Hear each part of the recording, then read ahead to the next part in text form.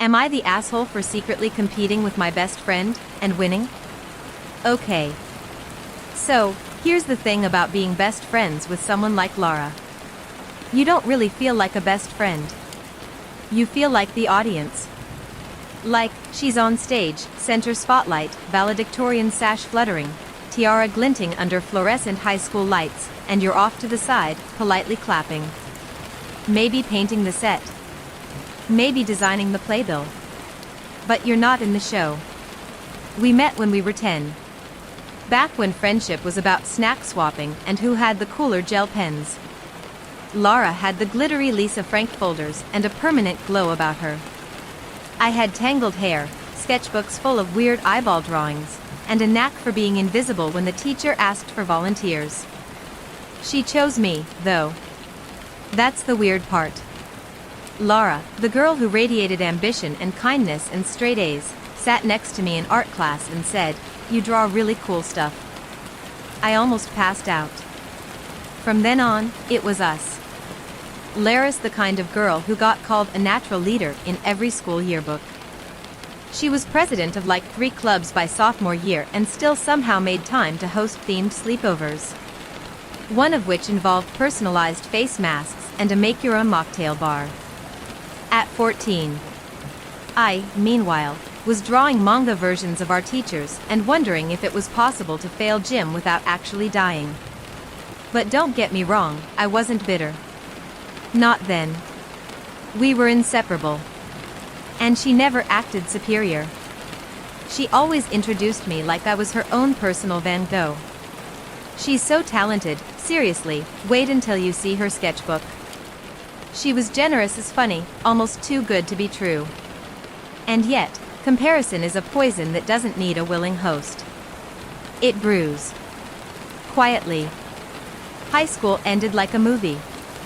Lara, of course, gave the valedictorian speech. It was beautiful, moving, and yes, I cried. I stood behind the camera while her parents filmed it, feeling proud and also, something else. Something sharp. I graduated, too. Solid GPA. Nothing to complain about. I even got into a decent art school.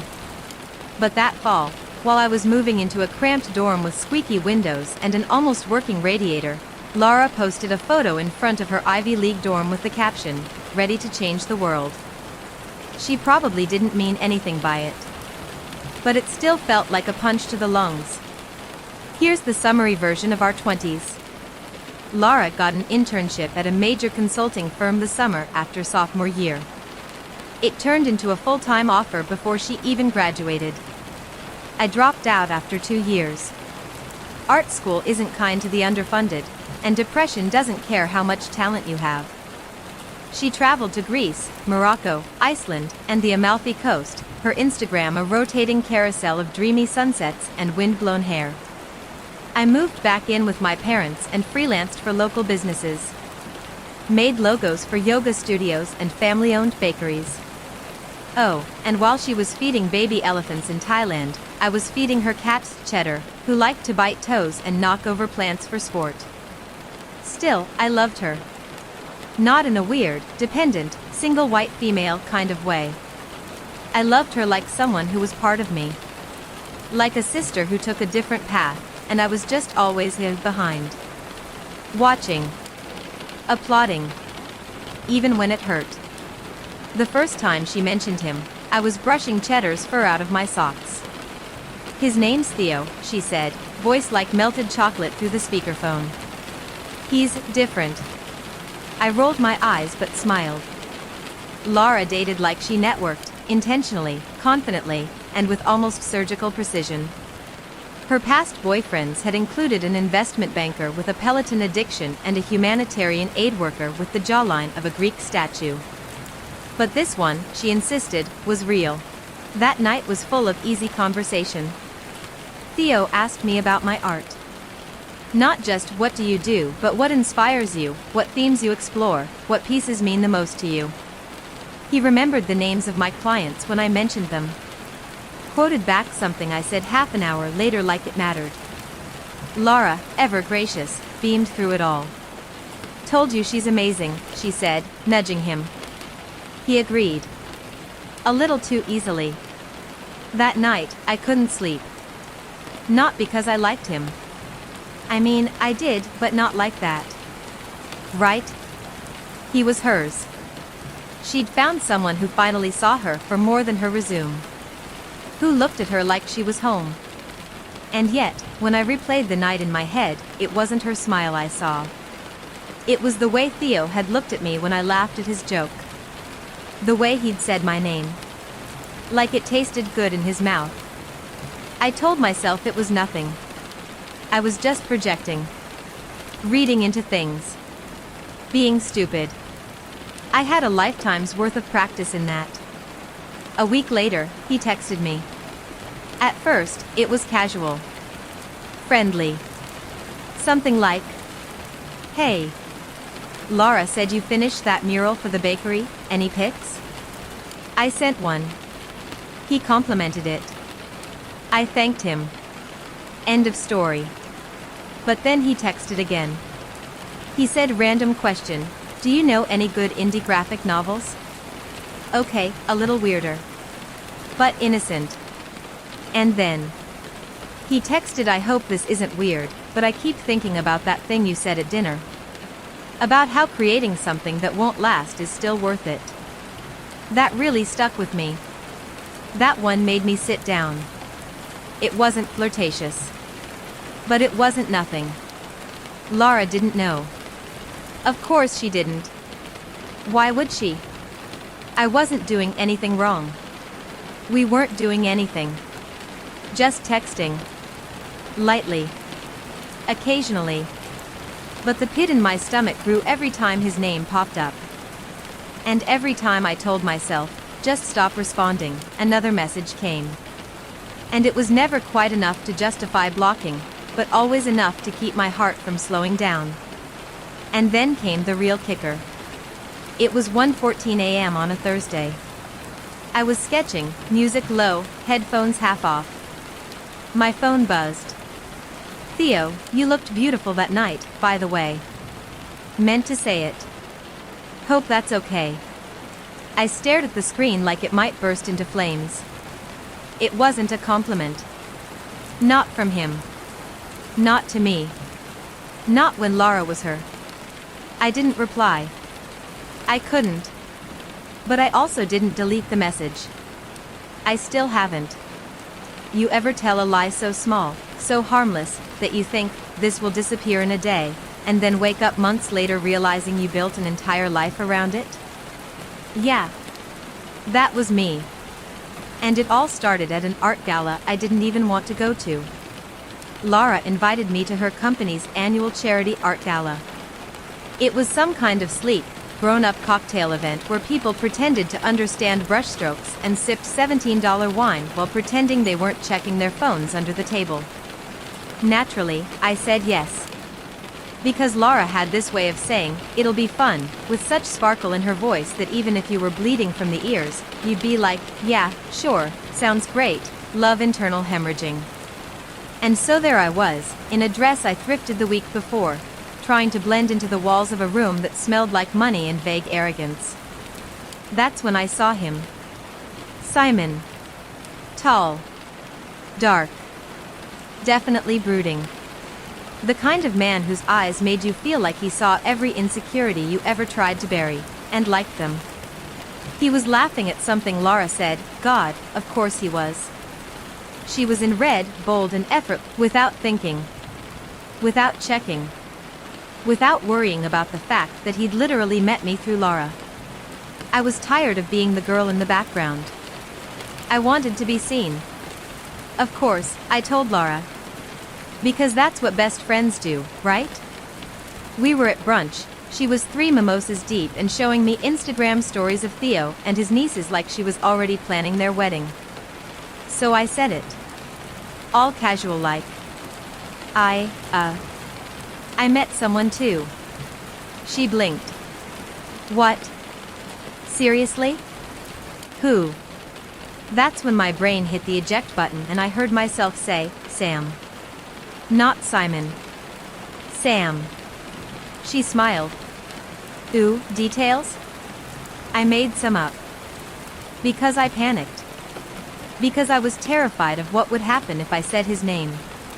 Because somewhere deep down, I knew that even if she wasn't interested, Simon had looked at her like she was sunlight in human form. And I didn't want to know what would happen if she looked back. What started as a tiny fib, just a name, quickly spiraled into a fully furnished apartment of deceit. I became someone else when I talked about Sam. He was witty. He loved my art. He cooked, he read poetry, he had opinions about architecture. Okay, so a lot of this was just Simon, renamed. But the point is, it became a game. A performance. And the weirdest part? She didn't suspect a thing. Maybe because I'd always been the sidekick. The one who didn't win. So why would she question it now? It wasn't just a fling. He was smart. Not just book smart. He saw things. He listened. He'd text me stuff like, "I passed a mural today that looked like something you'd paint. Made me think of you." He kissed me like he meant it. He asked questions no one had ever asked before, like, "What's something you've never told anyone, and why?" I told him I felt invisible most of my life. He said, "I've never seen anyone more clearly." Yeah. I was in trouble. Of course she did. She wanted to double date. She and Theo and me and Sam. Cue full-blown internal screaming. I tried to stall. Oh, he's out of town. He's busy with work. He's got this rare, condition where he can't be around seafood. It didn't matter. She kept pushing. Playfully. Lovingly. Because she cares. She wanted to know me. But she didn't know that every time she said Sam, I saw Simon's face. And every time she said you deserve someone amazing, I wanted to scream, but I already found him, and he met you first. I hadn't told him about the lie. Or about how Lara and I were best friends. Not in detail. He knew I had a close friend named Elle, but I'd kept things vague. I told myself I was protecting him. Or me. Or maybe just the fantasy. Because if he knew, maybe he'd look at her again. And remember. It all came crashing down at a gallery opening a few weeks later.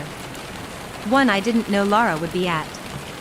Simon and I were standing in front of a sculpture made of crushed wine bottles and string, don't ask, and I felt intense. I turned. Lara. She looked between us. Her eyes flicked to his hand in mine. Her smile didn't falter. Not even a crack. But something in her eyes changed. Just for a second. And in that second, the entire house of cards I'd built started to shake. There's a kind of peace that comes right before everything falls apart. You know that moment, when the air is still, the coffee is warm, the apartment smells like cinnamon and book pages, and nothing hurts. That's how it felt with Simon. It was real. Not just butterflies and long stares in bookstores, though, to be fair, we had plenty of that. No, it was deeper. He was weird in the same ways I was. Thought too much. Felt too hard. Collected broken things and gave them meaning. We talked about moving in together. We didn't just talk about it. We planned. And every time I looked at him, really looked, I felt this impossible mix of wonder and dread. Because I was in love. And I was lying. Simon wasn't Sam. Sam was a ghost I made up to keep the one good thing in my life safe from the person I loved the most. Twisted, I know. But if you've never lived in someone else's shadow, you won't get it. You won't understand how intoxicating it is to finally have something they don't. Simon was mine. Lara didn't want him. And he did. Simon made me feel like a rare painting in a world full of mass-produced prints. Like I mattered. Even when I didn't know if I deserved to. Always there. Always low. Some nights, I'd lie awake in his bed while he snored gently beside me, and I'd stare at the ceiling and imagine it all unraveling. One missed text. One wrong name. One slip of the tongue, and everything would crack like glass under a high heel.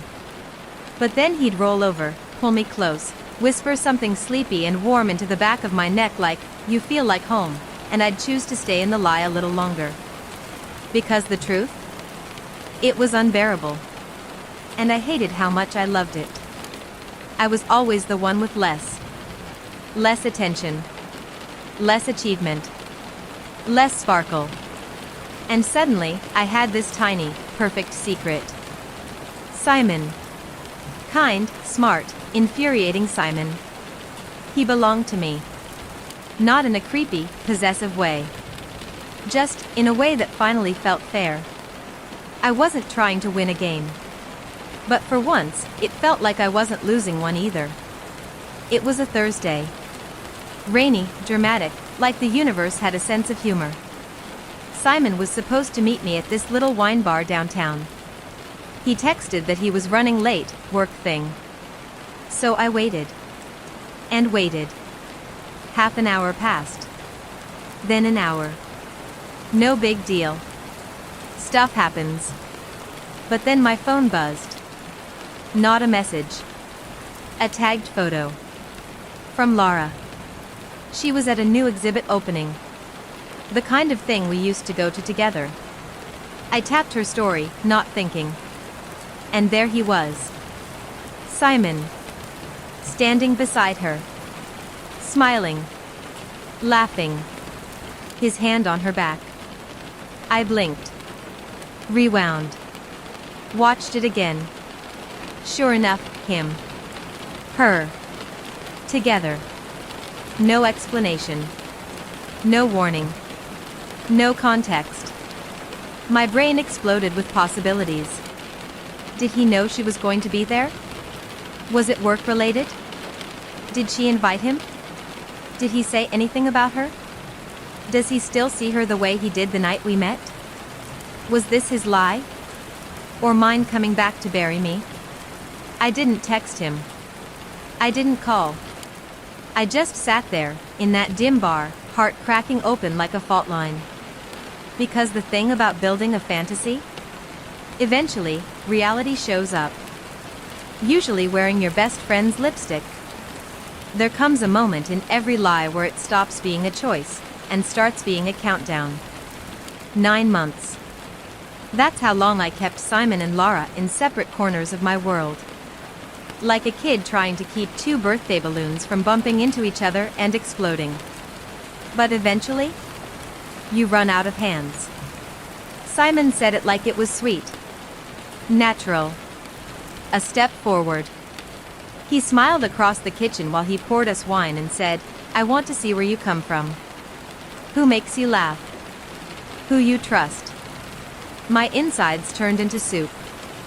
Because the person I trusted most was also the person I'd lied to the longest.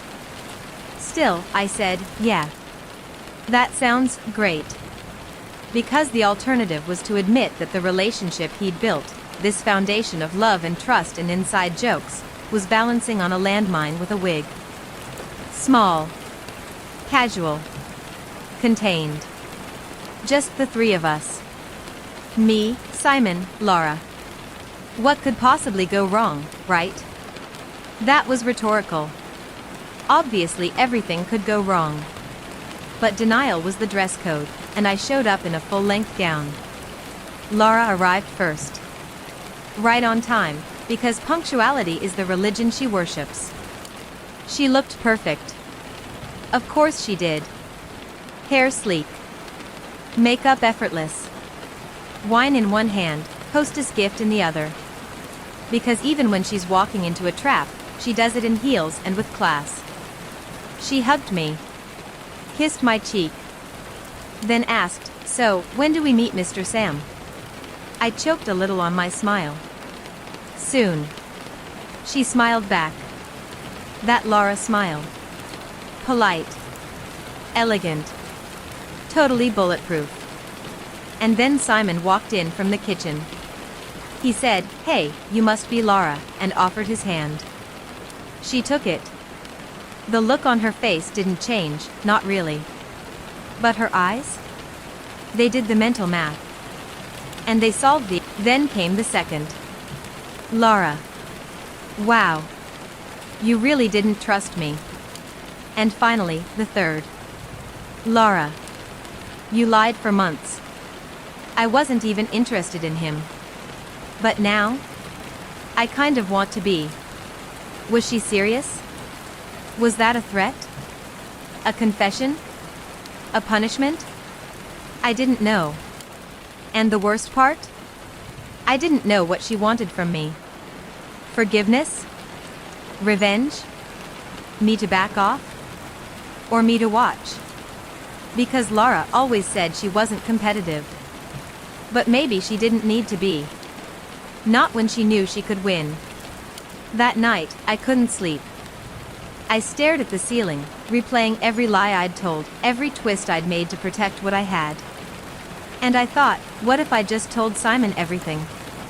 What if I ripped off the mask and said, hey, by the way, your girlfriend made you up a fake name and hid you from her best friend for nearly a year because she was terrified of being second place again. Yeah. That would go over well. But here's what I knew. Simon didn't know Laura the way I did. Didn't know her patterns. Her moves. Her tells. Didn't know what it meant when she said, now I kind of want to be. That wasn't a flirtation. That was a declaration. Not I want him. But I want you to know I could. 3 weeks. That's how long it's been since Laura and I spoke.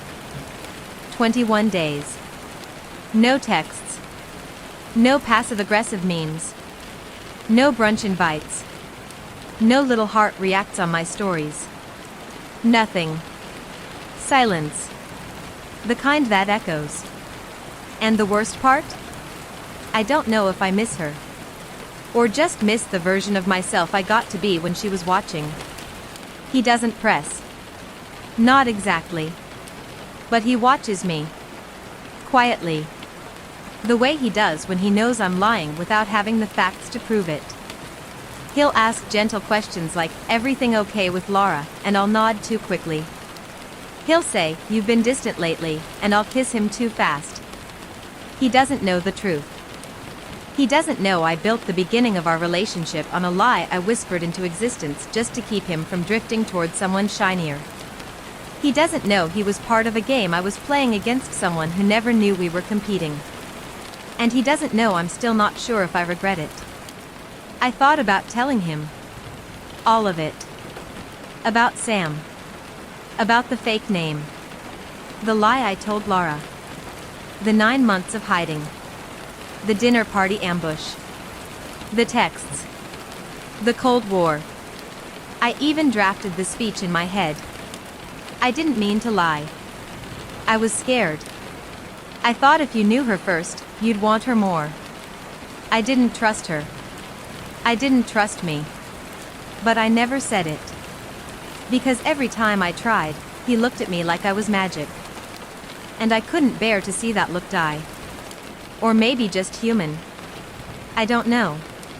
I spent years in Laura's orbit. Watching her shine. Watching people fall into her gravitational pull like she was inevitable. I was the side character. The audience. The understudy. And suddenly, I had the lead. Simon wasn't a prize. He wasn't a trophy I stole off her shelf. He was real. And he chose me. But the story I told to keep him? The secrets I stacked like sandbags around our life? They still live in my mouth like splinters. Which somehow feels worse than if she had. She's still there. In the background. Watching my stories. Not saying a word. Like a ghost that hasn't decided whether to haunt or forgive. Sometimes I want to text her. I'm sorry. Other times? I want to say. You always had everything. I got this one thing. Why did that have to matter? But mostly, I just stare at the screen. Thumb hovering. Knowing that any message I send will only confirm the truth. That I broke us. And I don't know if I'd do it differently. I don't know if I miss her. Or if I just miss beating her. I don't know if I'm heartbroken or victorious. If I lost something essential, or finally claimed something that was always mine. Maybe both can be true. Maybe that's the punishment. So, AITA? For lying to my best friend out of jealousy? For building a relationship out of fear? For not trusting someone who never gave me a reason not to? Or is this just what it looks like when someone finally steps out of a shadow? Maybe I didn't steal anything. Maybe I just stopped giving things away.